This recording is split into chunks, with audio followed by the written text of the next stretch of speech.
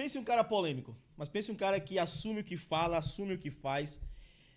É um cara direto, gosta de estar envolvido e se envolver nas políticas locais, estaduais, nacionais.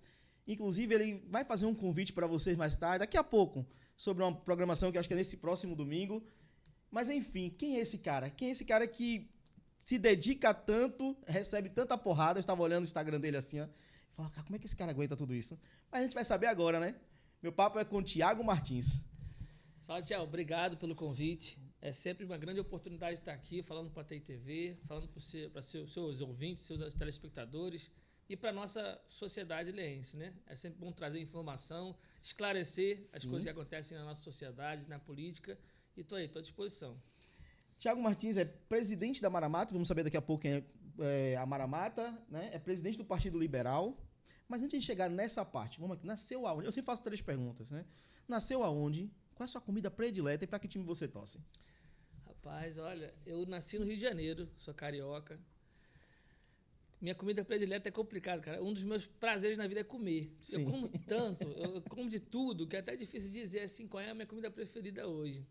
Mas eu sou muito simples. Eu acho que aquele arroz e feijão bem feito, um bom bife de carne, eu acho que é o que vem à cabeça quando a gente para almoçar, é a primeira pedida. Depois tem as comidas mais exóticas, né? Mas eu acho que nunca dá errado, sabe? Entendi. O arroz, feijão e o bife é aquilo que nunca dá errado. Perfeito. E a outra pergunta era? Que time você torce? Flamengo, pô, Mengão. Tinha que ter um Mengão. defeito, né? Rapaz, se você acha, você acha.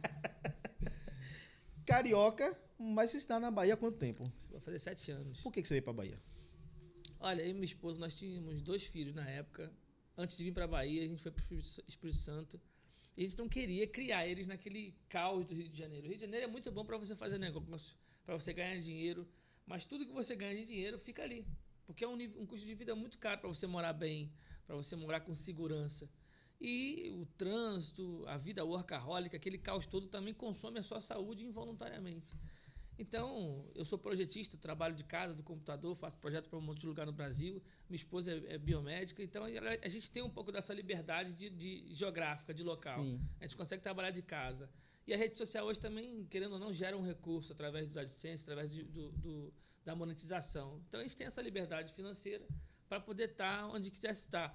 E fomos para Guarapari, moramos lá um ano em Guarapari, abrimos lá uma clínica de estética na área dela, ficamos lá um ano e alguns meses, depois fechamos e voltamos para o Rio e a gente não queria ficar no Rio, a gente começou a procurar outra cidade. Minha mãe e minhas tias vinham para Ilhéus quando eram jovens e deram como sugestão, a gente veio, gostou e ficou. Não conhecia Ilhéus antes? Olha, conhecia de passagem, não conhecia, a palavra conhecer não conhecia, mas tinha passado por aqui já. E o que definiu você ficar em Ilhéus? Foi isso, a gente queria morar, desenvolver numa cidade litorânea, como o Rio de Janeiro é. E a gente tem ali, a estética para a região de praia é uma área muito boa. A minha parte mesmo, Ilhéus estava começando um boom da construção civil, a minha parte de projeto de paisagismo engloba muito isso daí e outras vertentes também. E logo quando eu cheguei, conheci uma pessoa aqui em Ilhéus, o Wilson Nascimento, que me inseriu na política, então a gente estava naquela fase ainda de adaptação, acabei me envolvendo muito com a cidade e fui ficando. A parte política já foi aqui em Ilhéus? Só aqui em Ilhéus. Antes de Ilhéus eu não mexia com política, não. Mas como é que foi isso, assim? Apenas um papo, você apaixonou, já despertou um olhar, um coração já batia por esse lado? Porque você é político 100%. Pronto, eu sempre tive o senso crítico, né? Sim. Nós, eleitores, pagadores de impostos, que tem empresa praticamente, que tem funcionário, a gente tinha funcionário no Rio de Janeiro, está sempre atento a essas mudanças políticas. Sem dúvida. De impostos, de direito trabalhista. Então, eu sempre fui politizado. Mas, para mim, no Rio de Janeiro, é uma distância muito grande de partido político, de políticos. É uma distância imensa. Na minha família, não tem político nenhum, nunca teve. Eu sou o primeiro. Então, eu nunca pensei em entrar para a política como candidato, como partidarista, enfim. Muito menos ser presidente do partido, entendeu? E cheguei aqui em Ilhéus, a minha rede social, que eu falava sobre assuntos diversos, falava muito sobre música, sempre foi muito forte. Eu sempre gravei vídeos e sempre tive uma posição na rede social. E quando eu vim para cá, eu conheci uma pessoa, que é o Wilson, como eu mencionei, que hoje trabalha com a gente na Maramata, que é um cara extremamente qualificado, inteligente, conhece muito bem de gestão pública, conhece muito bem da máquina pública. Ele me convidou para fazer um trabalho de denúncia, né? E essas denúncias, ele fazia ali o escopo da denúncia, o roteiro, e eu, como comunicador, fazia o vídeo. E uma parceria que deu certo, estamos juntos aí há 7 anos. Entendi. Você falou que na sua família não tem. Você é o único político. É o Como é primeiro. que a sua família encarou isso? De primeiro momento, meu pai não gostou nem um pouco, né? Meu pai, não. Meu pai, é porque a gente tem a referência do político. O Rio de Janeiro, cara, é pesado. Sim. Essa situação da política. É muito pesada. Se envolve com muita coisa que não é boa. E o meu pai, ele é funcionário público de prefeitura lá no Rio de Janeiro. Trabalhou em subprefeitura, conhecia esse mundo como funcionário público, lidava com políticos e sabia que não é um ambiente bom. Não são práticas boas que ele via lá e acho que foi até um sentimento natural por parte dele, entendeu? Meu filho envolvido com aquilo. Então, o início foi de muito conselho. Eu fazia muita denúncia contra o governo do Estado. Meu nome foi citado na CPI da Covid.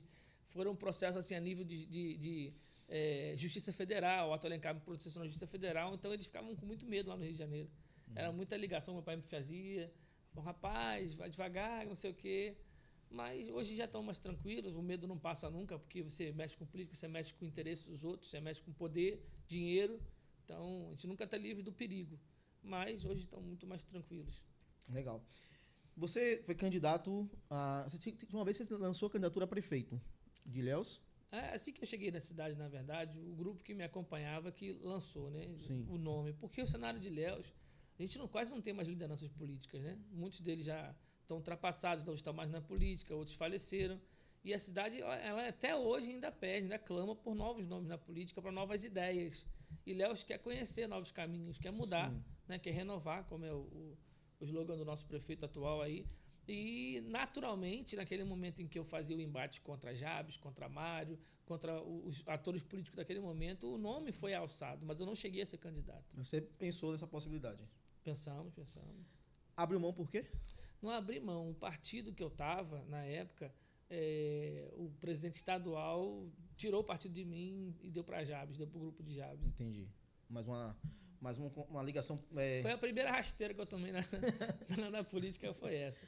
Mas aquilo ali me deu um ensinamento muito grande e eu aprendi uma palavra chamada articulação política, que eu não tinha. Sim. Como eu não tinha padrinho político, não tinha parente, eu não sabia como era. Entendeu? Eu não sabia como funcionava o diálogo partidário, não sabia nada. Então, naquele momento ali, eu aprendi. Eu falei, pô, mas é assim, ele pode fazer isso? Pode. Então, eu tive que aprender como eu ia buscar segurança partidária, como eu ia buscar articulação partidária. E aí, na metade do governo do presidente Bolsonaro, que os meus vídeos viralizavam muito, eu fui convidado para participar de uma reunião com o ministro João Roma em Brasília. Foi o meu primeiro contato com política, foi assim. Um assessor dele fez contato comigo, me convidou para Brasília. E dali para lá a gente começou a articular o PL da Bahia. Antes de anunciar que a gente ia para o PL, antes de anunciar que o presidente seria João Roma, a gente já começou ali a criar o PL da Bahia dentro do governo Bolsonaro. E eu fiz parte desse grupo pequeno que começou o PL da Bahia aqui. Perfeito. Na última eleição você saiu candidato a vereador, não é isso? E aí você não chegou a ser eleito, mas você continuou com a voz atuante. Continuou aí determinado a querer, como você falou um pouco, né? Renovação para Ilhéus. Hoje você está presidente da Maramata, correto? Vamos começar por esse ponto aqui. Quem é a Maramata? E qual a importância dela para Ilhéus? A Maramata ela é uma instituição descentralizada da prefeitura, com prerrogativas do prefeito indicar o presidente. É uma instituição que tem autonomia financeira, autonomia administrativa e necessita da parceria com a prefeitura para poder existir. A Maramata ela é uma instituição que tem como natureza entregar educação sobre o meio ambiente e explorar tudo isso. No corpo da lei que criou a Maramata, ela também abrange a Maramata realizar atividades no setor de turismo, de esporte, de cultura. É uma universidade do Mário da Mata. Então, como instituição de ensino, ela tem que fomentar tudo isso. Hoje, nós estamos com uma grande dificuldade financeira por questões de como nós recebemos um município muito endividado, um município que hoje passa por uma coisa que ninguém nunca passou, são bloqueios judiciais na casa dos 10 milhões mês. Isso aí praticamente inviabiliza qualquer governo. E os repasses que o governo municipal faz para as secretarias ficam prejudicados por conta disso.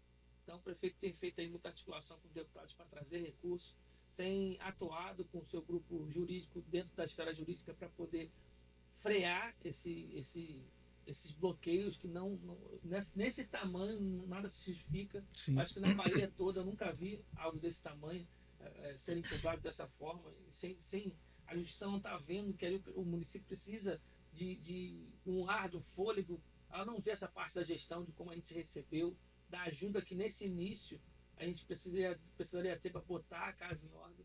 A gente sabe que Ilhéus aí, a gente pegou uma cidade com uma infraestrutura muito complicada, ruas muito complicadas, muita crise nos morros de escadarias que não eram feitas, de ruas que não estavam boas. Enfim, existe um complexo de coisas aí e tudo isso demanda dinheiro, demanda muito dinheiro, entendeu, Salatiel? E esses bloqueios judiciais, eles prejudicam muito. Então, a Maramata, nesse início, por exemplo, nosso prédio lá onde funciona a Maramata Sim. um ambiente bonito, num local muito privilegiado. Só que, infelizmente, pela falta de recursos, a gente não conseguiu concluir ainda a reforma. Mas nós estamos utilizando a área externa. A estrada da Maramata é muito bonita e a gente tem buscado desenvolver os projetos ali, do lado externo. Logo quando você assumiu a Maramata, você fez alguns vídeos do estado que estava aquilo ali, né? É porque ele também é um museu. Né? Ele tem uma parte de museu. Por que chegou àquele ponto? Quem administrava antes, estava fechado, não tiveram o devido cuidado? Explica pra gente melhor sobre isso. Eu sempre busco trabalhar com transparência, né? Então, quando eu recebi a Maramata, eu achei interessante publicizar para a sociedade em que estado que estava a instituição. A Maramata tem um orçamento de quase 4 milhões por ano. Sim. Então, esse orçamento precisa ser justificado através de ações, através de realizações, de ações sociais, de cursos. Então, nós decidimos ali trazer a população para acompanhar a Maramata, de como ela foi recebida, até para eu poder também mostrar o que eu o que eu vou fazer ali, o que eu pretendo fazer ali para a população. Então, nós fizemos sim um registro, nós fizemos um inventário do que foi recebido, porque assim, Salatiel, como você bem disse, né, muita gente lembra da Maramata e lembra do museu. Sim. Só que o museu ali dentro da Maramata, ele era de boca, ele não existia. Os museus hoje no Brasil, eles têm uma instituição que organizam os museus, que podem levar para lá apresentações, podem levar para lá acervo. E o museu da Maramata não existia de fato, não tem um CNPJ para que a gente possa ligar ele às instituições que cuidam de museus. Hoje a gente já está fazendo isso daí. A Maramata hoje, o acervo da Maramata que tinha lá, que todo mundo via, de animais, foi perdido. E era um patrimônio. Só que ele não era oficial, não tinha registro. Qualquer um pegava isso aqui que estava lá, levava embora e não tinha registro. Trazia outra coisa e botava lá. E quem administrava a Maramata antes de você? Passaram muitos presidentes passaram antes de mim. Aí é o prefeito que indica. Estava fechado? Prefeito. Ou estava atuando? Rapaz, eu soube, eu não participei da transição da Maramata, mas eu soube que eles não conseguiram contato com o último presidente da Maramata para poder fazer essa transição. A Maramata foi uma das poucas, Então, praticamente, a gente recebeu no escuro, por isso que eu fiz esse levantamento de material, de mobiliário, de acervo, para poder ficar registrado do que a gente estava recebendo. Perfeito. A importância dela para Ilhéus ela só atua em Ilhéus ou ela é algo regional? A educação ambiental não tem barreiras, né? O Brasil hoje é um país que o turismo ecológico é o que mais cresce no mundo. E Sim. O Brasil é um dos países que mais pode explorar isso, por conta da Mata Atlântica, que a gente tem aqui riquíssima. E Ilhéus é uma cidade cercada de verde, cercada de praia, de meio ambiente. E qual é a importância disso? O cidadão ilhéense, e a gente está fazendo, nesse momento, um projeto Maramata nas escolas. Como a gente não consegue ainda receber no prédio por conta de reforma, nós estamos levando a educação ambiental nas escolas. Perfeito. E aí que começa a importância da Maramata. Quando a criança ela cresce sabendo que aquele meio ambiente que cerca ela precisa ser cuidado e de que existem maneiras de você cuidar, de que existem limites de se usar o rio, de se usar a mata, ela já cresce um cidadão consciente. Então, essa é a função, essa é a importância da Maramata. Além do cidadão que vai crescer ali, Ele, depois que cresce, ele vai trabalhar. E a empresa que ele trabalha? Será que essa empresa tem consciência com o meio ambiente? O esgoto dela está indo para onde? As emissões de gases dela estão indo para onde? Então é importante que o cidadão que cresce aqui tenha esse pertencimento de proteger o meio ambiente da nossa cidade. Porque muito da nossa riqueza são nossas praias, nossos rios, nossas lagoas, nossa floresta, nosso mar, nossos parques, que a gente também está fazendo trabalho dentro disso. E essa é a importância da Maramata, entregar consciência ambiental.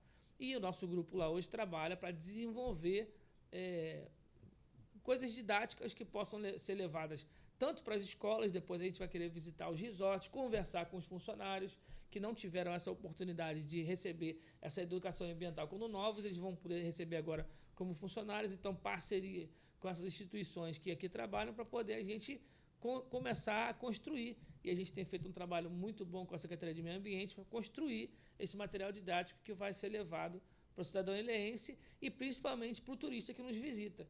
É importante quando o turista chega aqui, ele saiba o que é Ilhéus, o que tem Ilhéus e como se comportar aqui dentro do nosso meio ambiente. Entendi. Você falou desse projeto de ir nas escolas. Além desse, tem mais algum que já esteja funcionando ou que está para acontecer? Porque eu olhei aqui no Instagram, você tem aqui, por exemplo, dia 25/7, tem uma capacitação sobre as boas práticas durante a navegação para a observação de cetáceos. Sim, de baleias. Né? É isso. O que mais você tem? Nós fizemos um convênio com a Faculdade de Ilhéus que vai trazer para Maramata 32 cursos livres. Faculdade de Ilhéus. Faculdade de Ilhéus, isso. Nós buscamos também a Santa Cruz para poder fazer esse tipo de convênio também, a UESC, para a gente poder fazer esse tipo de convênio também. Nós estamos lá com um projeto de capoeira no andar de cima. Sim. Nós vamos começar agora judô. Vamos ter também na área externa da Maramata ali e também utilizando toda a área externa da praia ali, a prainha. Nós vamos ter um circuito para as pessoas terem uma atividade física em contato com o meio ambiente.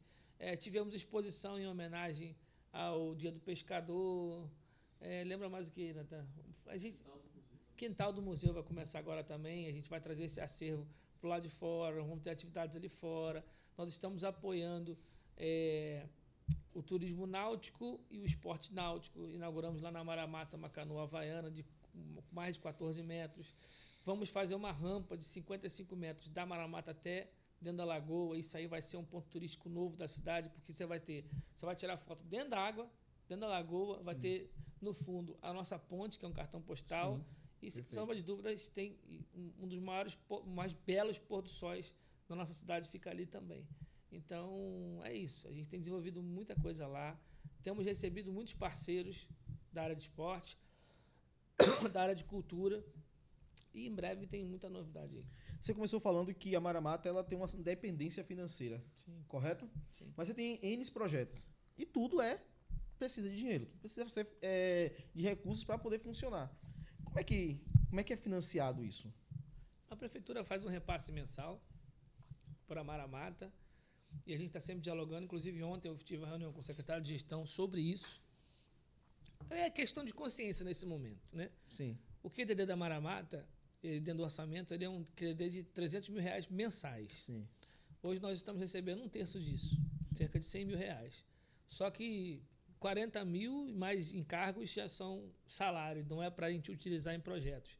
Ou seja, quase 50% do que a gente recebe é para encargos, para conta, não é para ser utilizado como projeto.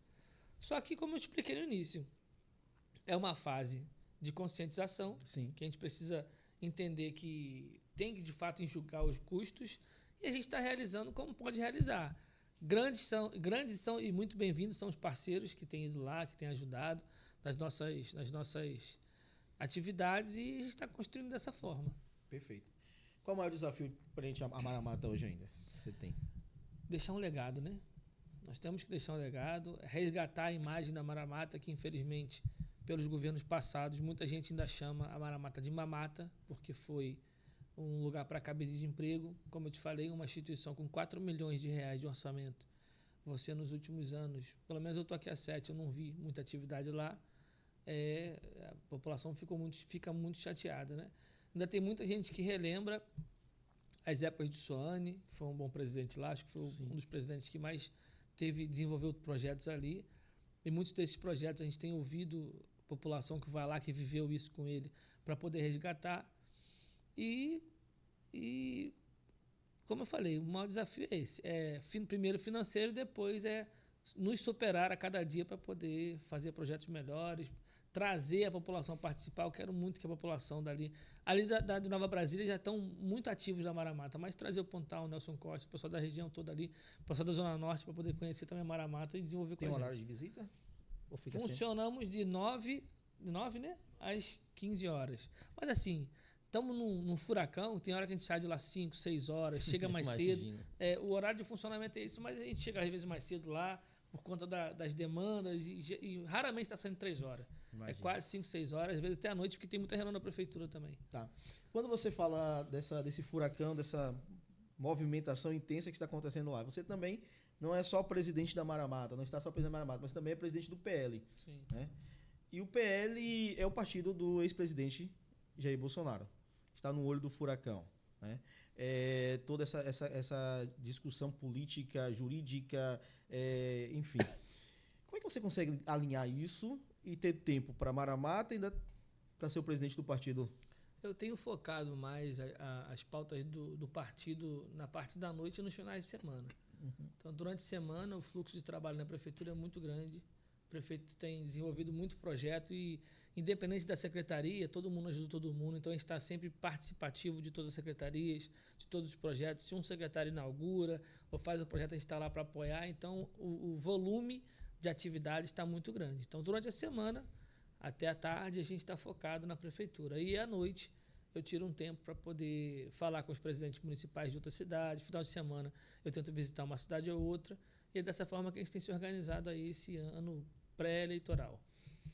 Tá. Vou voltar para o partido daqui a pouco. Vou pegar um lado familiar por enquanto aqui. Então, posso? Claro.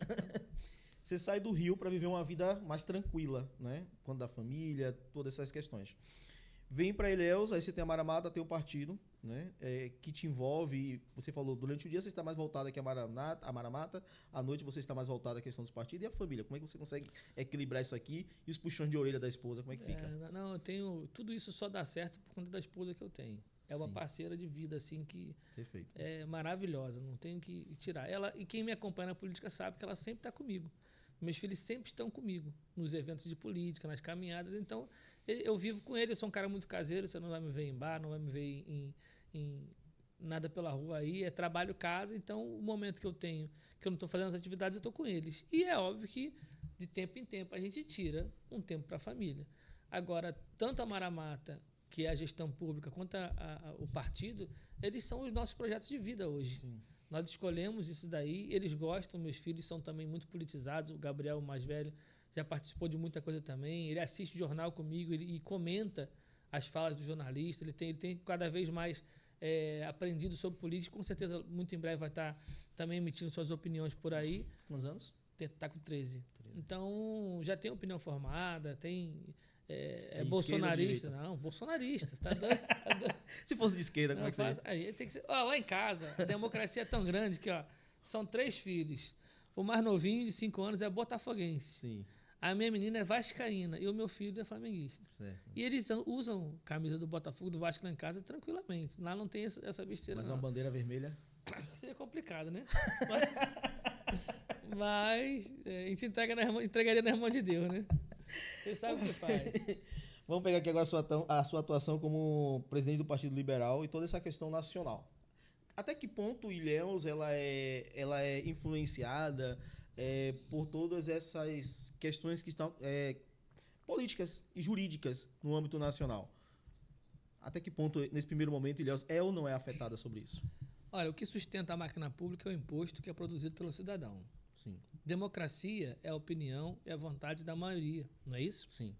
Quando a maioria se une para tomar uma decisão. Isso é democracia. Nada mais é democracia se isso não for levado em consideração. O que acontece no Brasil hoje é que a população está só sendo usada em momento de eleição. Passou a eleição, a gente vê todo aquele circo que a gente vê no Congresso. E hoje, além do Congresso, que é a Câmara de Deputados mais o Senado, o Executivo e o Judiciário decidiram também fazer uma política unificada. Os ministros do STF, eles estão lá na nossa Constituição, eles não devem ter empresa, eles não devem participar de política, e hoje o que mais fazem é isso. Há muito tempo atrás, criaram lá a TV do STF, né? E começaram a filmar os ministros emitindo seus pareceres jurídicos. E dali, a vaidade, os ministros se envaideceram e começaram também a aparecer na política. E isso aí é um perigo para a nossa sociedade. E hoje, publicamente, claramente, nós estamos vivendo uma judicialização de tudo. Recentemente, o ministro Alexandre de Moraes decidiu sozinho, um homem, sem voto, contra todo um congresso sobre a situação do IOF.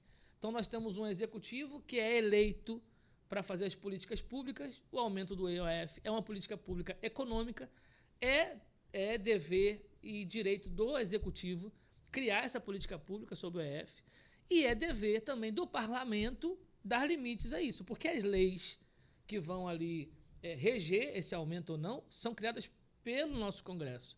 Eles são eleitos para criar isso. O Supremo não é. Então, assim, essa pauta de política pública econômica fica fechada nesse ciclo, o ciclo do Executivo para o Congresso Nacional. E quando você tem um ministro do Supremo que não é economista, não é deputado eleito, não é presidente, decidindo baseado em quê? Ninguém sabe até hoje, sobre uma política pública econômica. Então, assim, se o Congresso tem a sua legislação de voto, tantos deputados para poder barrar tal coisa, tantos deputados para poder aprovar tal coisa, você pega um ministro e decide sobre uma política pública, não é uma decisão judicial de direito, de crime, não é isso, é política pública. Política pública só decide, só faz quem é eleito.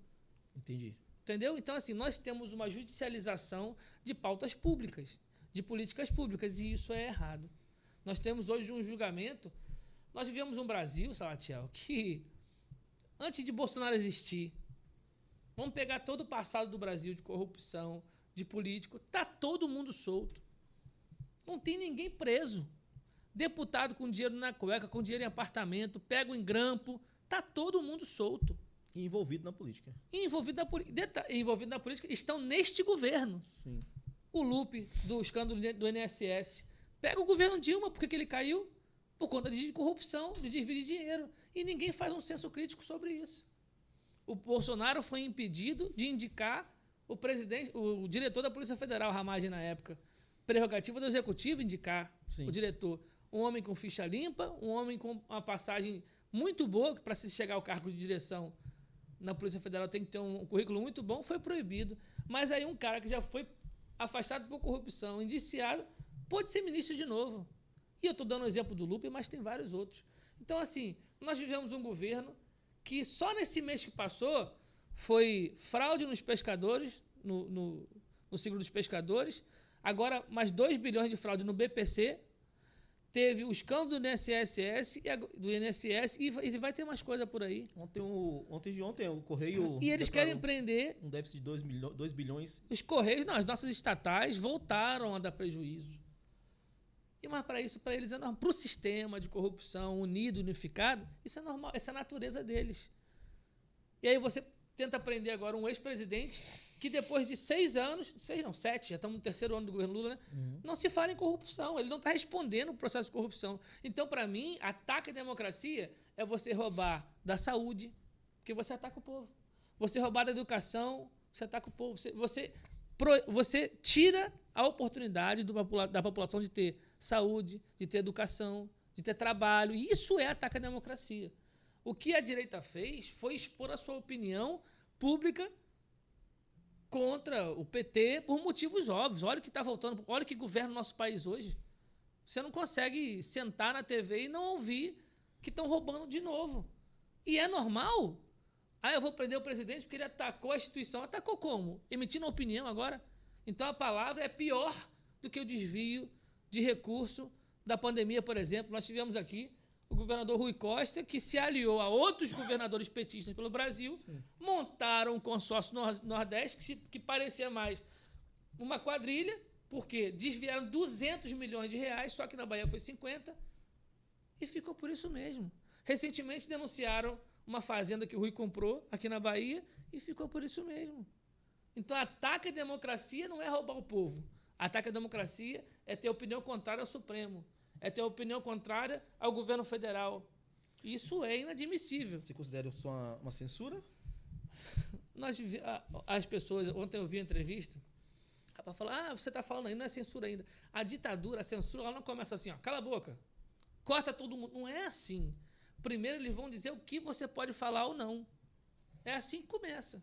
E aí vai se criando um novo senso de imprensa medido e limitado por aquilo que o Supremo acha que você pode ou não falar. O que é a liberdade de expressão que está na nossa Constituição? É você poder falar. Você pode falar. Isso aí conflita num crime. Aí você responde pelo crime, mas você pode falar. Você pode dar a sua opinião.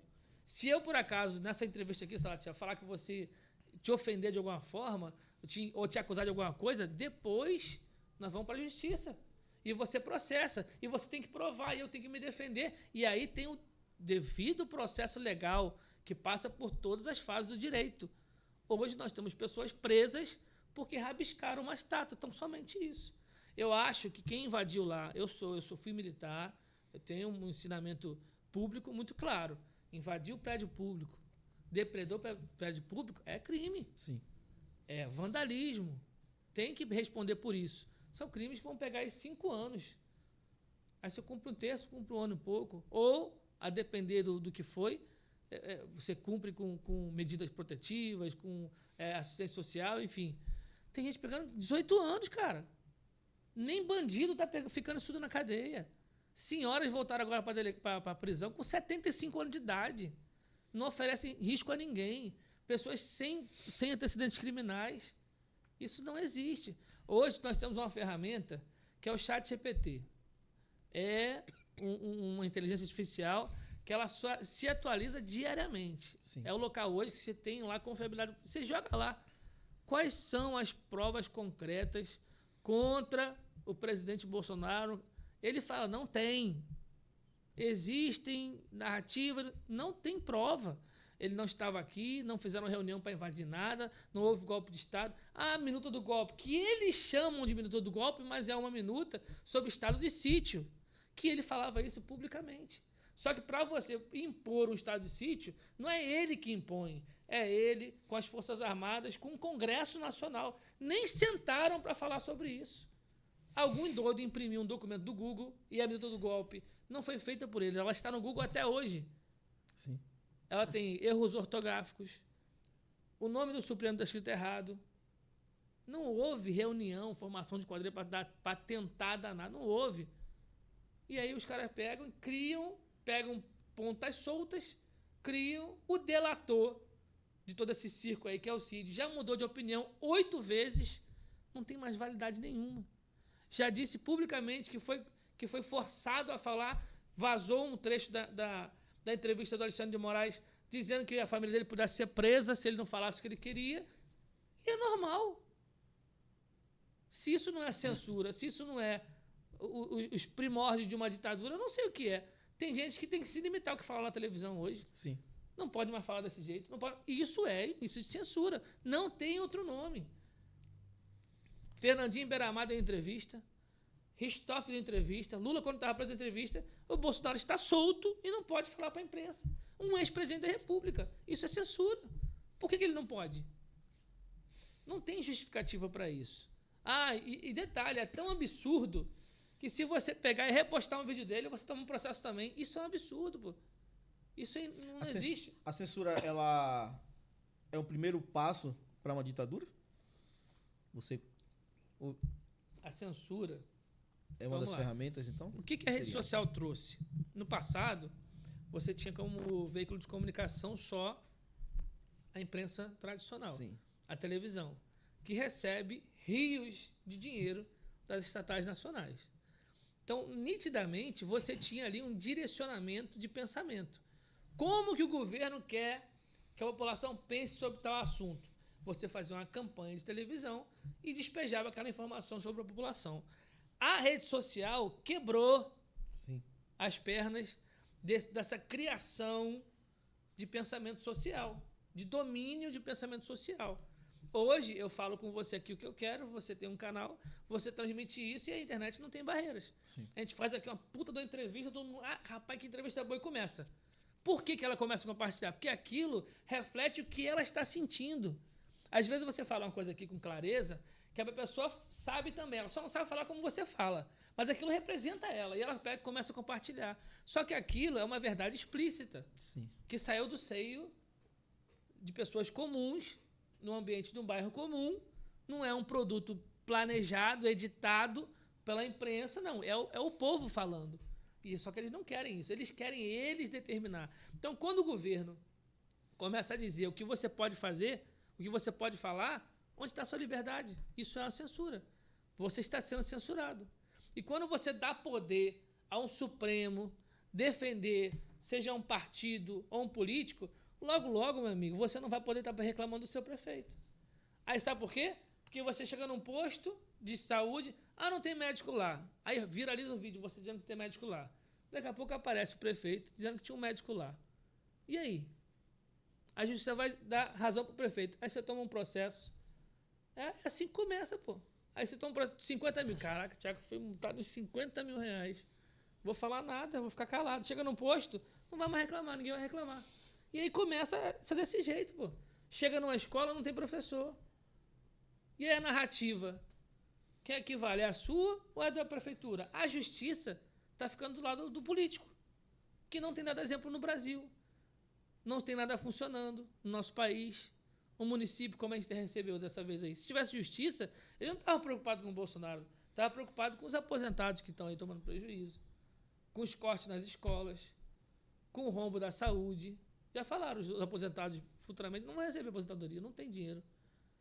A 2032, continuar desse jeito, o Brasil não terá dinheiro para pagar aposentados e pensionistas. Ontem, inclusive, não sei se exatamente ontem, mas o presidente deu uma declaração que as eleições a cada 5 ou 4 anos já não é o suficiente. Sim. Já vimos, e eu concordo contigo, e eu posso deixar muito claro essa minha opinião, estamos vivendo tempo de censura. Se alguém duvida disso, eu tenho aqui alguns e-mails que eu recebo, e eu recebo os e-mails, nós somos uma TV registrada, proibindo alguns conteúdos já e alguns acessos. Porque também vem de provedor de internet, também tem a provedor de internet, tem essa relação, né? Nós não atuamos com o consumidor final, mas somos provedores de internet. Nós recebemos alguns e-mails de cancelamento de alguns sites, de bloqueio de alguns sites. Isso já existe. E quando eu vou olhar, normalmente, antigamente eram sites que estavam voltados à pedofilia, né, a algum crime. Hoje são sites políticos. Então a gente recebe alguns e-mails falando, bloqueia tal site. E aí quando eu vou olhar, são sites políticos que realmente não falam, não são a favor daquilo que está acontecendo. E aí você pega uma censura, já pega agora uma fala do próprio presidente de que 4 ou 5 anos já não é o suficiente. Já se dá uma ideia aqui de você ampliar ainda mais o tempo de poder, né? Já existe um STF que quer legislar o que não é a função dele. Existe um Alexandre de Moraes, e aí vamos me cancelar agora de lascou. Ainda bem que não é ao vivo. Né? Porque no ao vivo agora começam a cortar, né? Inclusive isso já é automático, tá? Você falar Alexandre de Moraes algumas vezes no ao vivo, o próprio dá uma identificação no automática que vai lá e derruba automático. Então, o Brasil está vivendo isso. Você acredita que nós estamos já vivendo ou já estamos assim na porta de uma ditadura, assim como existe em outros países? Olha, o PT, o PCdoB e todos esses partidos de esquerda comunistas, eles nunca esconderam a sua sanha pela ditadura, pelo domínio, pelo poder do nosso país. O Brasil é um país continental de dimensões e fronteiras assim dificílimas de se implementar de fato uma ditadura, ter o controle total do território. Mas isso sempre foi a paixão deles, tanto é que eles não escondem quem são seus parceiros externos. E dessa vez, ainda mais, você vê que o governo Lula, ele se aproximou ainda mais da China, se aproximou ainda mais da Rússia. Ele defendeu publicamente o Hamas, que não é um país, não é um exército, é um grupo terrorista. Sim. Então, quem tem esse tipo de princípio jamais vai poder pensar alguma coisa ou ter boa intenção. Nossa eleição agora para a presidência, você viu publicamente as facções criminosas optarem por um lado e fazerem política por um lado. Nós vimos agora na eleição de prefeitos que, acho que foi em Camaçari, as facções criminosas invadindo lá os ambientes do partido opositor ao PT. Então, o que isso se assemelha? O PT, ele não briga pelo pobre da comunidade, ele briga pela facção que domina, que exerce uma ditadura na comunidade. No Rio de Janeiro, as facções, elas dominam o território, elas executam pessoas lá dentro. E você não vê o PT brigar contra isso. Porque isso é ditadura. Isso é aquilo que eles se assemelham, são os semelhantes deles. Então, você defender o Hamas contra a atrocidade que o Hamas fez em Israel, entrou, sequestrou neném, executou bebês, estuprou mulheres. E aquilo não é justiça em nenhum lugar. O Hamas foi, eu não sei quanto tempo atrás, falou não sei o que, meu amigo, a ONU está aí para isso, para corrigir essas diferenças. O Hamas não busca a justiça pelo país dele. Eles têm uma religião que diz que, tirando eles, o resto do Ocidente tem que morrer. Eles falam isso publicamente. Eles ensinam isso nas escolas. Que morrer, se sacrificar como um homem-bomba, o que é que seja... É um herói. É um herói. Vai morrer e ter 7 virgens. Entendeu? Então isso é um absurdo. Isso é indefensável. Óbvio que o momento de guerra... Quando Israel ataca outro país, é guerra, é triste. Sim. Morre gente, morre inocente. Mas aonde começou isso? Isso começou no extremismo da religião islâmica, que acha que o Ocidente tem que morrer, que são pessoas que não são boas. Então, assim, se o país... Quando a gente teve o problema da enchente aqui no Brasil, quem que veio ajudar a gente aqui? Foi Israel. Sim. Eles não ajudam ninguém. Os islâmicos, há quanto tempo, desde Osama Bin Laden... O Hamas, a Al-Qaeda só faz terrorismo no mundo. Eles não desenvolvem uma tecnologia para ajudar na saúde, no agronegócio, nada. É só terrorismo, é bomba, derrubar avião, explodir as pessoas. Não tem nada de bom nisso, pô. Como é que um homem, um presidente da República, se propõe a defender um negócio desse? Não tem justificativa. Dentro de Israel acontece a maior parada gay do mundo. É dentro de Israel. Sim. Eles recebem lá os islâmicos que querem ir para lá mudar de vida. Eles recebem lá... Se você for conhecer Israel, é um país super aberto, democrático, que tem lá suas bandeiras religiosas por motivos óbvios da história, mas que sabe recepcionar, que respeita. Agora, é um país que também tem uma pauta religiosa no mundo inteiro. E o mundo inteiro, os países democráticos decentes, defendem e se propõem a defender. Então, a questão ali, você pega ali Israel, se você for ver o mapa, Israel é desse tamanho, e o mundo árabe é gigante em volta, cerca Israel. O mundo árabe é muito... Não tem como você dizer que um país deste está fazendo mal a todo mundo árabe, que tem petróleo, que tem muito dinheiro. Aquele custo de túnel que o Hamas faz por debaixo, uma cidade subterrânea, e armamento e bomba, poderia muito bem estar sendo investido na infraestrutura da população deles, do povo deles, para a melhoria de vida. Mas não, eles fazem bunker de bomba embaixo de escola, embaixo de hospital. Eles gravam vídeo, publicamente eles divulgam isso, de execução para dizer que foram os outros. São pessoas que não são de boa índole, são facções criminosas, são grupos terroristas. Então, se você se comporta dessa forma, você não tem uma boa intenção no coração. Você não tem uma boa intenção na sua mente. Publicamente... A nossa foi votada agora no Congresso para aumentar a pena para crime hediondo. Crime hediondo são os piores crimes possíveis.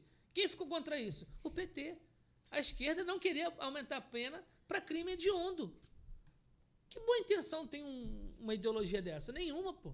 Não está preocupado com a saúde no posto, não está preocupado com a escola, com o professor, não está.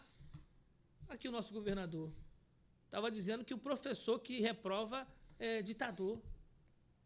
Estava aprovando criança que nem para a escola estava indo. Que futuro tem? Nenhum. A classe artística de esquerda, ela chegou no seu momento mais pobre possível de cultura. Não produz mais nada, não ensina mais nada. A já letra, ensinou algum tempo? o conteúdo... Oi? E já ensinou algum tempo? Eu estudei no Colégio Federal, tive a oportunidade de estudar no Colégio Federal, que eu aprendi sobre a cultura nordestina, a cultura do Brasil. Através da classe artística de esquerda? Não, na escola. Porque é que senão, se eu perguntar a você, porque até onde eu me lembro, fica aí de Tieta, até hoje. Pois é.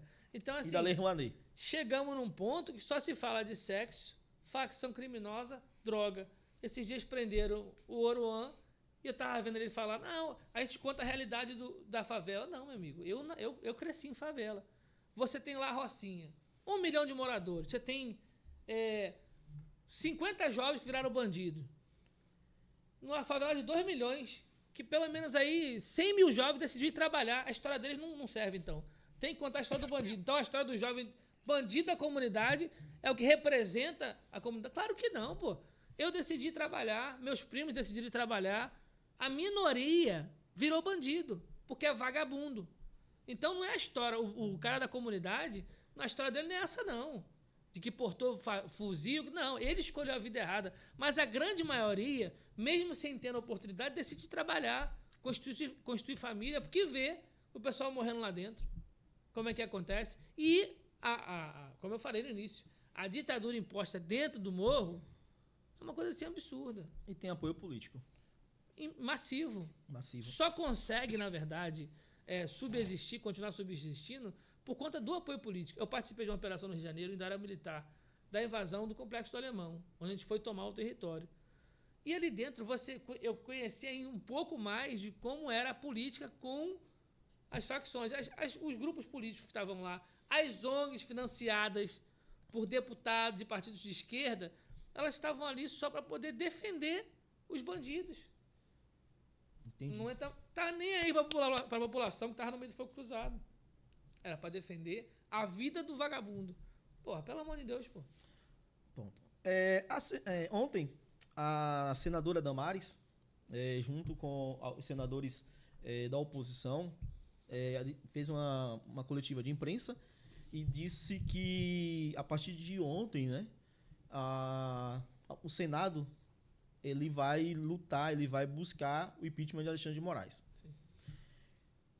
Isso traz esperança? O Senado, como é que está a composição da Câmara, do Senado, né, das cadeiras no Senado? Ela é maioria oposição? Existe força para isso? Ou foi apenas uma tentativa de dizer, olha, nós somos contra o Alexandre de Moraes e vamos buscar, mas você olha para a gente assim, não tenham esperança porque isso é tempo perdido. O que é que você fala para a gente? Se um dia fossem dizer que o Lula seria preso, a gente naquela época não ia acreditar. Sim. Então a política tem dessas coisas, né? Embora ele seja e represente um lado corrupto da história, em certo momento o sistema se organiza. Sim. Hoje o Senado não tem maioria para caçar ministro do Supremo.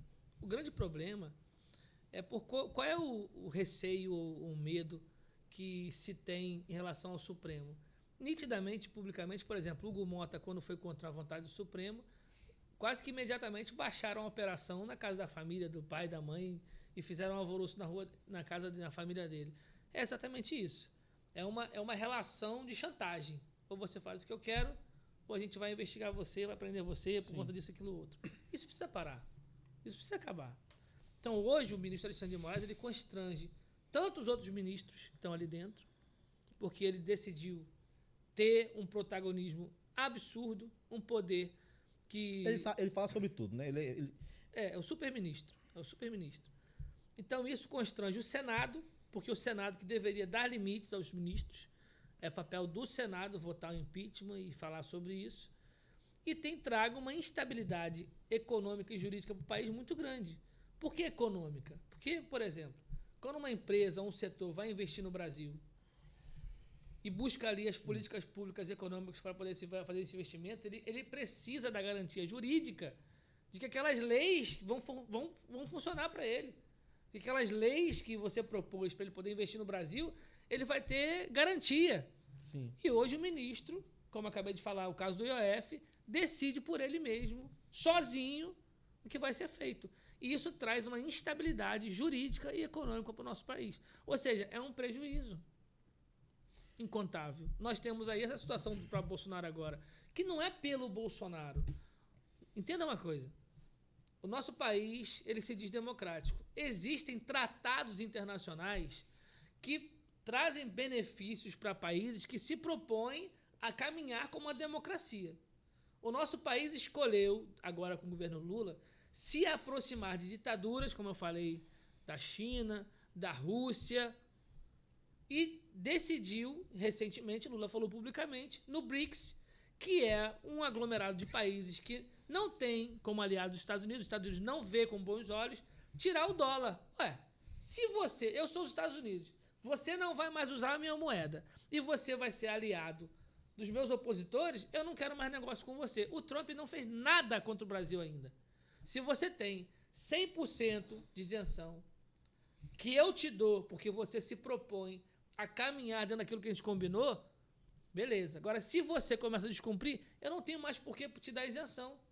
Pra gente é muito ruim, não comemora essa taxa. Sim. Agora, se o nosso presidente decidiu sair daqueles acordos e trazer esse prejuízo, e nós temos um Supremo Tribunal Federal que violou cidadãos americanos, ele vai, Bolsonaro, não. O ministro, quando você é brasileiro aqui, mas você é cidadão americano, reconhecido lá, e você está debaixo da égide judicial dos Estados Unidos, a nossa justiça tem que respeitar também. Sim.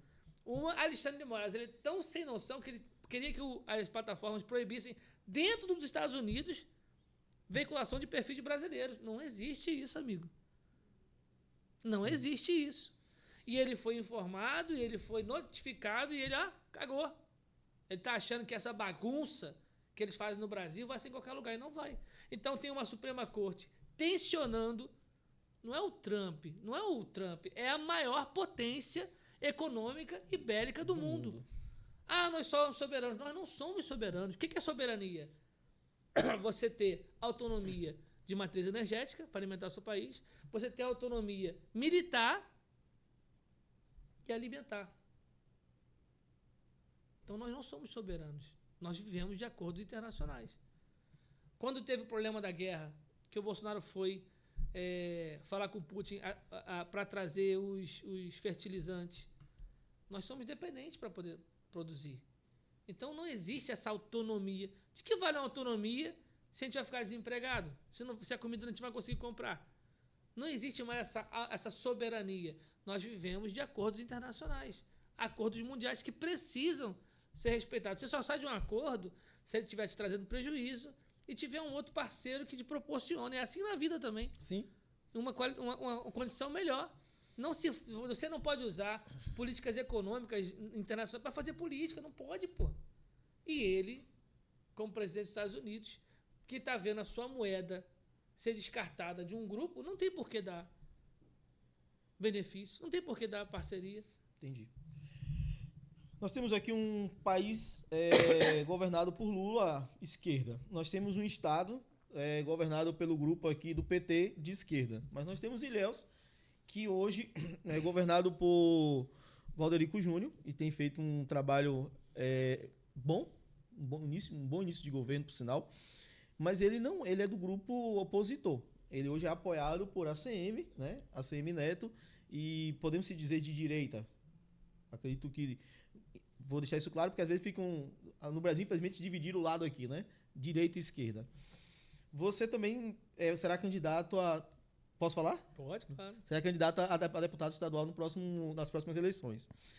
Pensando todo esse cenário que foi conversado aqui agora, pensando no cenário da Mara Mata ainda, né, como presidente, e toda a importância da cultura, da importância do turismo, ecológica de Ilhéus. Até que ponto todo esse cenário nacional e estadual pode influenciar positivamente ou negativamente Ilhéus? E até que ponto Ilhéus ganha com isso ou perde? Por que eu estou falando isso? Já existe uma grande discussão sobre as eleições do ano que vem. Muito provavelmente a ACM deve sair governador, correto?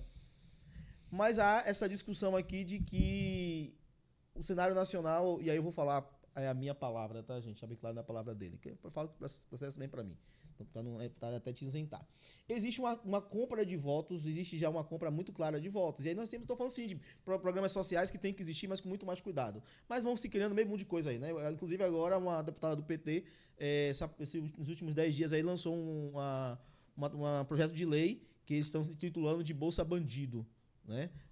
Já existe o presidiário, enfim, muita coisa. Há uma população com voto comprado pela esquerda.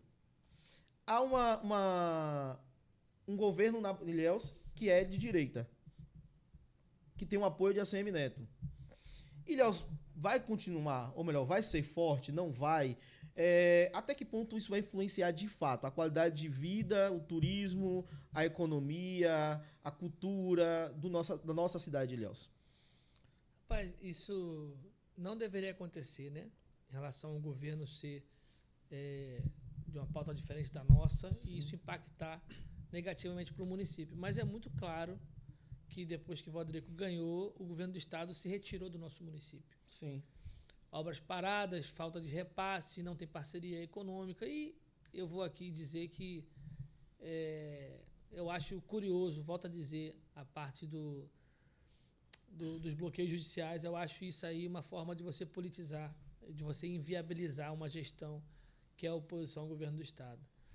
Então, eu acho que isso não deveria acontecer, mas, infelizmente, a realidade é assim que o PT governa. Ele usa a máquina para privilegiar os seus. Você vê, se você acompanhar o Instagram do governador, você vê que ele visita as cidades de sua base.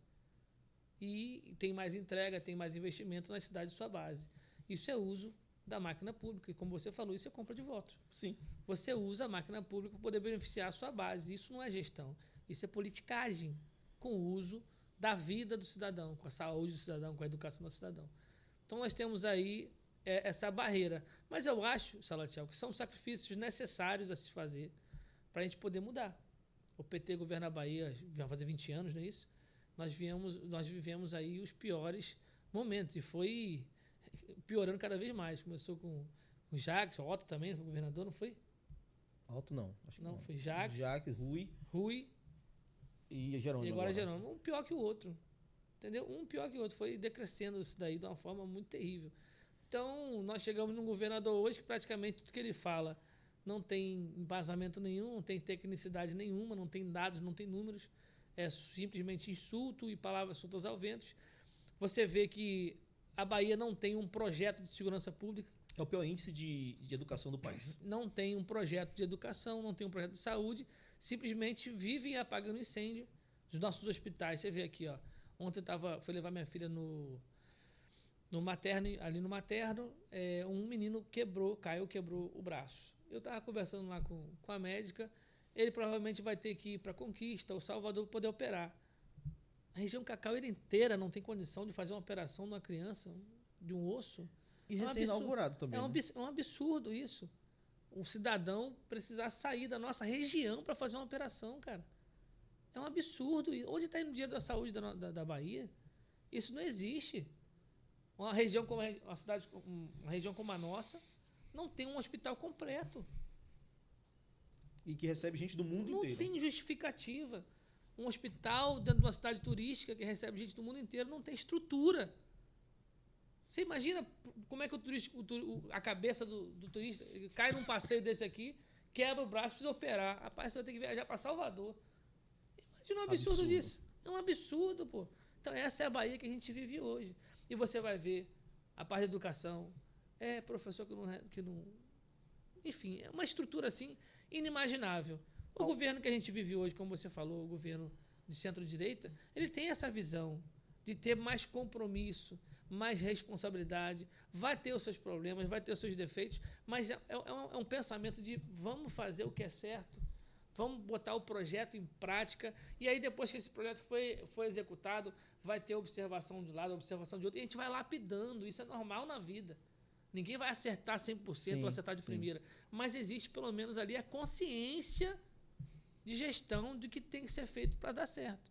E aí a gente ganha o louro, a gente ganha os aplausos e até no final da eleição ganha o voto pelo que entregou, pelo trabalho que foi feito.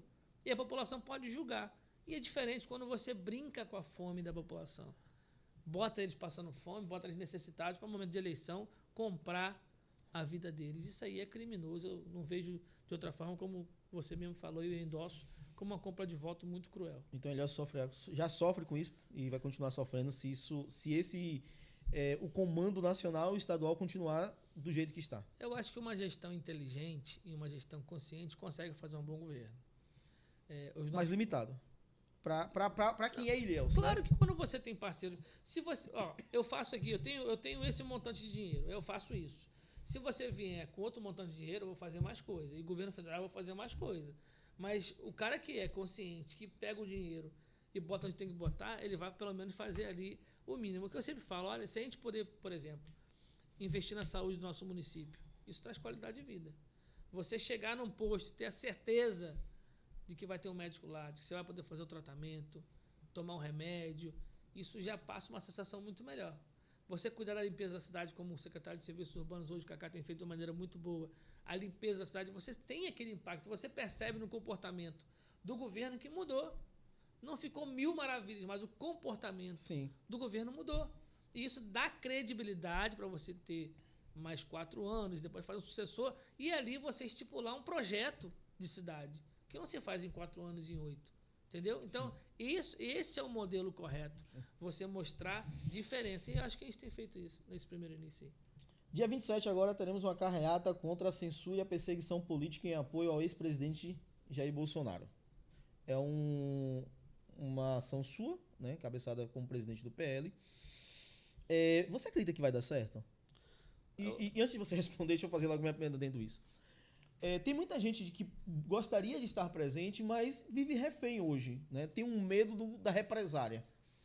E aí você não teme que isso seja flopado? A gente não pode pensar dessa forma, porque se for pensar nisso, a gente nunca vai manifestar, a gente Sim. nunca vai emitir opinião. Muita gente não vai, mas ajuda pelos bastidores, compartilhando os vídeos, compartilhando. Eu entendo a realidade da nossa região em relação a essa censura política. Sim. Entendeu? Que a gente vive, que é praticada pela esquerda, mais essa censura política, esse abuso. E a gente faz o que pode fazer. Tem que ir para a rua, sim. Eu tenho as últimas manifestações não foram vazias. Se você for ver os vídeos, foram muito cheias. As imagens aéreas do drone, a ponte toda cheia de carro com as bandeiras. Então, esse é um movimento que ele é crescente. Ele era muito menor há 10 anos atrás. E hoje já tem um volume grande.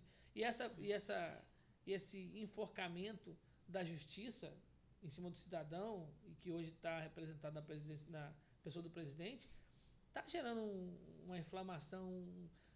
E eu, quando comecei a divulgar esse evento aí, muita gente já mandou resposta de volta. Tem muita gente postando nas suas redes sociais, porque a população está indignada com isso. Nós vamos prender o único, como eu estou a dizer, a justiça vai prender o único presidente que não está sendo investigado de corrupção. Não tem como não se indignar com isso. Que pode acontecer, inclusive, hoje, né? Pode acontecer, inclusive, hoje. Então, assim, tem que ir pra rua, tem que deixar de lado a vaidade, o cansaço, e dizer que, amigo, como eu falei, se isso continuar crescendo, daqui a pouco você não vai poder reclamar do seu prefeito, do seu vereador, você vai ter que ficar engolindo tudo. Tudo. Entendeu? Então, chegou a hora de pagar o preço. Domingo a gente vai pagar o preço. Perfeito. Quando você posta isso aqui, né? Tô olhando aqui agora os comentários. Você para ler os comentários? Raramente eu leio os comentários. Porque, assim, existe talvez aqui uns 50% de apoiadores, 50% de não apoiadores. O que me chama a atenção, e aí eu vou deixar claro, tá, gente? Eu vou entregar logo aqui. Eu falo dos comentários perguntando seus comentários dele, mas normalmente eu não leio os comentários da TI TV. Eu falo isso porque eu tô batendo papo com o Kelman aqui, né, da Ilhéus Destaque, e ele falou que ele lê, ele acompanha. Eu fiz que eu não tenho saúde mental para isso. É isso. Você tem que se preservar. Eu não tenho saúde mental para isso. Inclusive ontem, a gente fez alguma postagem na TI TV sobre a questão da perícia do pendrive apreendido no banheiro de Jair Bolsonaro, e que foi irrelevante e tal. E aí alguém escreveu a seguinte coisa, né? Escreveu bem assim, ó: irrelevante é igual a esta página. Bom dia. Se refere na TI TV. E aí, tipo, eu não tenho muita saúde mental nem educação muito para isso, não. Eu coloquei aqui: pessoas inteligentes ignoram, né, coisas irrelevantes. Enfim. São tão irrelevantes que ele está gastando o tempo dele para estar ali.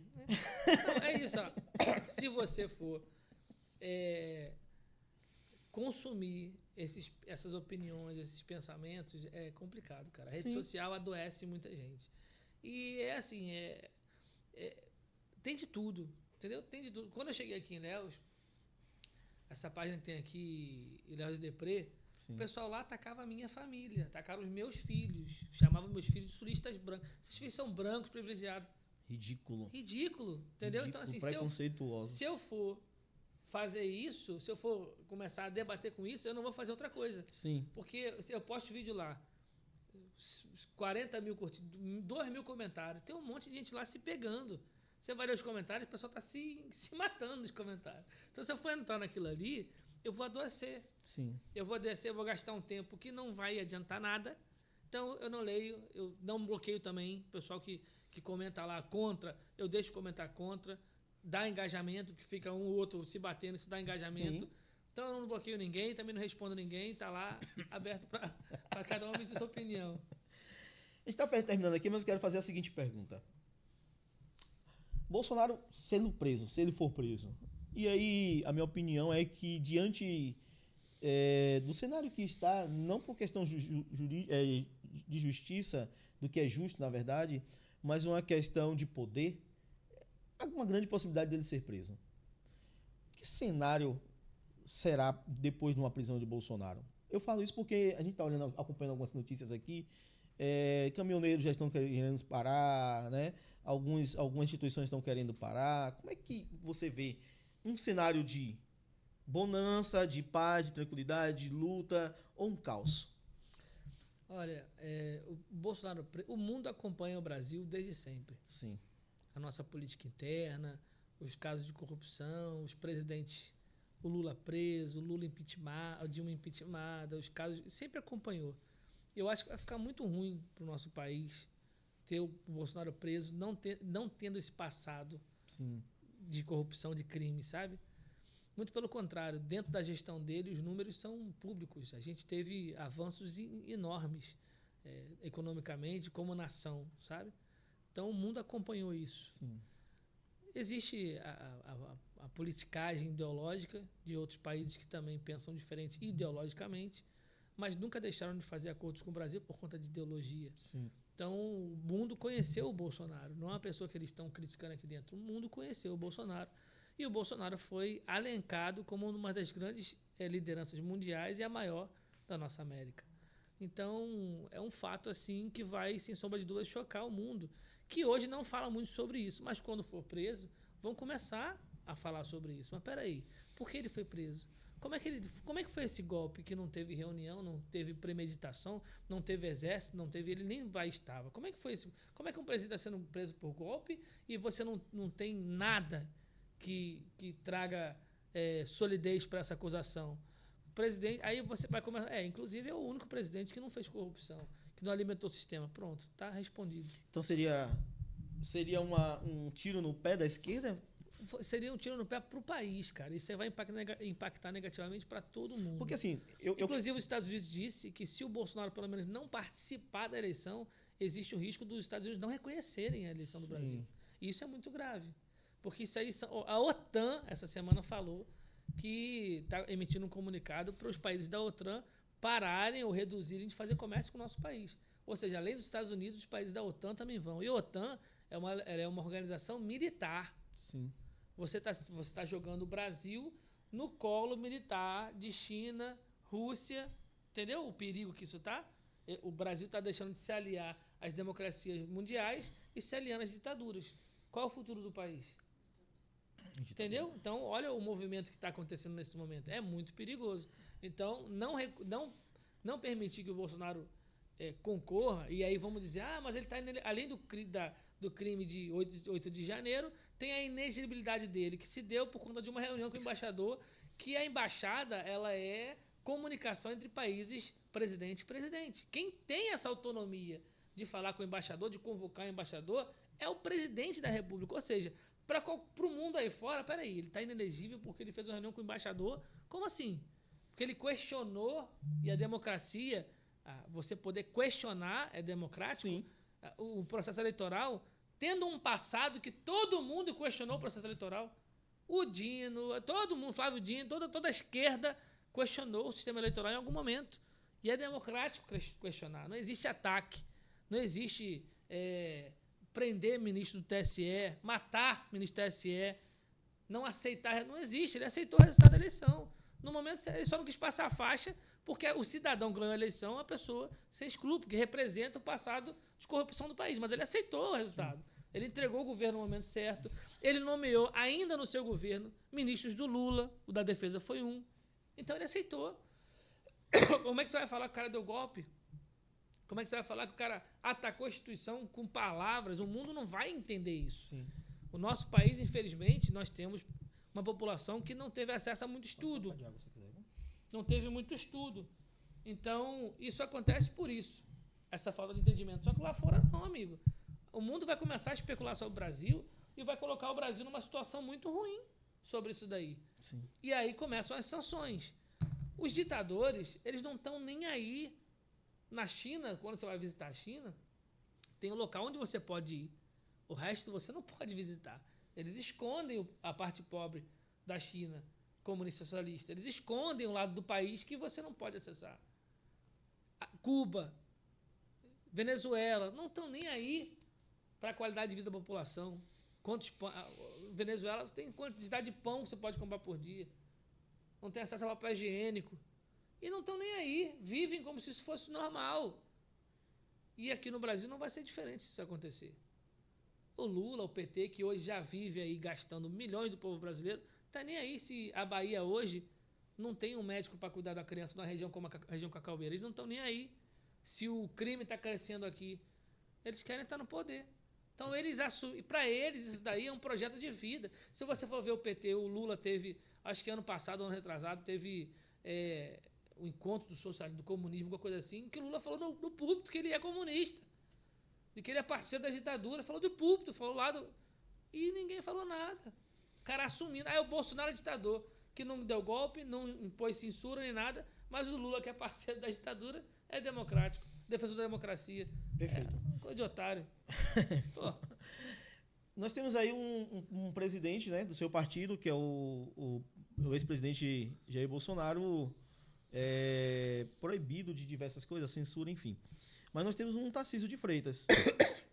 Será ele o candidato da direita? Eu acho que hoje o único nome que traz esse equilíbrio e que mostra estar preparado, ao meu ver, é ele. Eu acho que a chapa Tarcísio com o vice do Nordeste seria a coisa mais indicada a ser feita hoje. Por que o Nordeste? Com captação de voto ou como uma questão de... Por questão de representatividade. O Nordeste hoje vive uma situação muito ruim. Mas Zema não seria um nome também? A gente não pode fazer isso.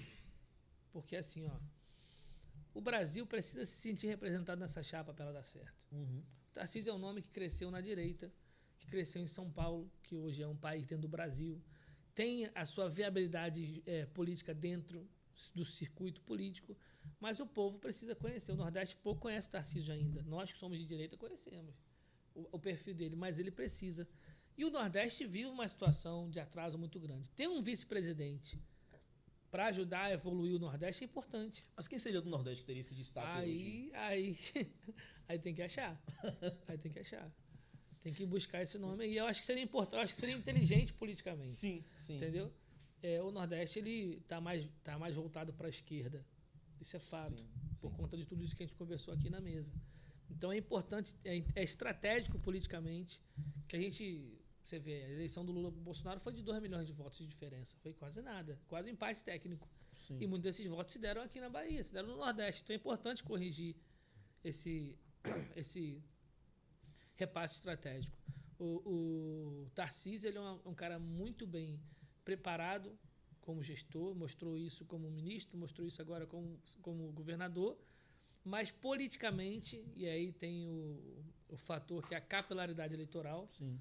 Onde o nome dele se estende, a gente precisa melhorar isso daí do Tarcísio. Então, ter um vice do Nordeste é importante. Perfeito. Tem algo mais que você quer acrescentar nesse papo que eu não perguntei, que você acha importante falar? Acho que você tem que me convidar mais vezes, pô.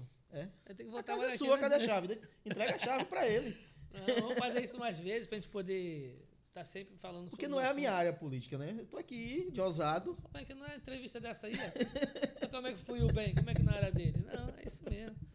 Quando a gente traz conteúdo, flui naturalmente, pô. Acontece naturalmente. E é isso que a gente tem que entregar à população. A população está carente de informação, está carente de esclarecimento e a sua televisão aqui, sua TV, traz essa oportunidade. Oportuniza a população de ouvir diversas pessoas e ela vai fazer a análise dela. Perfeito. Meu amigo, obrigado por aceitar esse convite. A gente sempre se falou assim quando se encontra em algum lugar, né? Sempre tive essa admiração por você e respeito por isso. E, como eu disse, a casa é sua, fique à vontade. Se quiser marcar, a gente vai te convidar, mas também no dia que você quiser, senão já tem um assunto muito importante lá, vamos marcar, bora fazer esse papo, né? Quem sabe não, pode ser ao vivo, né? Claro, esse papo, inclusive. Hoje a gente vai postar já, fazer os recortes, tem muita coisa boa para ser postada aí. Iremos fazer collab com você, fique à vontade se quiser aceitar ou não. Viu? Claro. Mas conte conosco, sempre que precisar, a casa é sua. Conte com a tua TV, conte comigo também, conte com a nossa equipe. O que nós temos por missão aqui na TI TV é que todo conteúdo que a gente faça gere conhecimento, né? Que gere conhecimento para gerar desenvolvimento. Tirando a parte política, deixar bem claro isso, porque já vou falar do versículo da Bíblia, como cristão, tá, gente? Como cristão, a Bíblia diz que Jesus disse assim, conhecereis a verdade vos libertará. E naquele momento ele falando sobre Jesus, né? E quando ele diz que eu sou o caminho, a verdade e a vida. Mas a verdade, ela liberta o ser humano de qualquer entrave. Quando você conhece a verdade, não existe conhecer a verdade sem estudar, sem buscar conhecimento. E aí a minha opinião de novo, deixar claro aqui, minha opinião.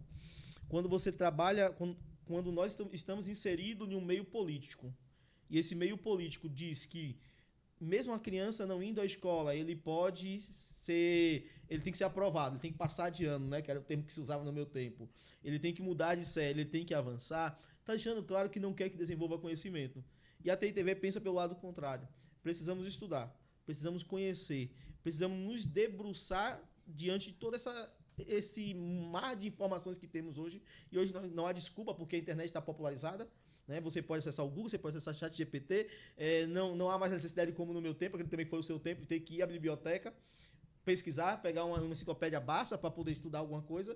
Né? Hoje a gente tem esse avanço e, infelizmente, o que eu vejo estamos tão acessíveis a conhecimento e as pessoas estão cada vez menos usando essa acessibilidade. Sim. Mas a TITV vem de encontro a isso, né? De ter esse papo mesmo para gerar conhecimento, de gerar desenvolvimento, porque a gente entende, partindo da nossa casa, por isso que eu comecei falando sobre a sua família, lhe perguntei como é o desafio de você, com todas essas atividades, estar em família, né? Então, começando da nossa casa, partindo da nossa segunda casa, que é a nossa querida e amada Ilhéus, pensando a nível estadual, a nível nacional e a nível mundial, porque vivemos num mundo globalizado.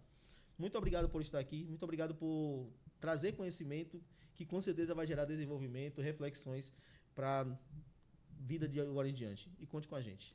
Não, eu que agradeço, como eu falei no início da entrevista, é a oportunidade de estar aqui falando para vocês. A gente vai divulgar essa entrevista aqui massivamente. Tem que pedir para o pessoal se inscrever no seu canal, e dar a curtida. É importante para o engajamento do vídeo. Sim. Que vocês curtam, que vocês se inscrevam e comentem. Mesmo que sua opinião seja contrária, comente para que a gente traga engajamento e cresça. E é isso. Obrigado à equipe que está aí recebendo a gente também. E é isso. Estou à disposição sempre. Tá bom. Deus abençoe vocês e até o próximo episódio do programa Conversa Franca. Até breve.